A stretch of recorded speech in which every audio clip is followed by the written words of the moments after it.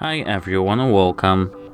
Today I have TECHNICS EAH-AZ70 headphones and I'm going to show you how can you easily perform a hard reset on your headphones. First we have to remove our right earphone from our case, and now we have to touch and hold our touch panel for at least 7 seconds.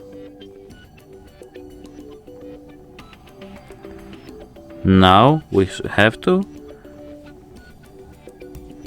touch our touch panel for 10 seconds at least.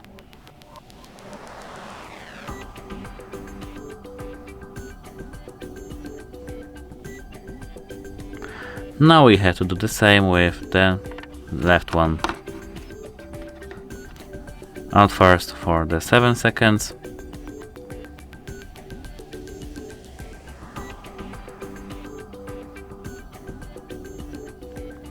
And now for 10 seconds.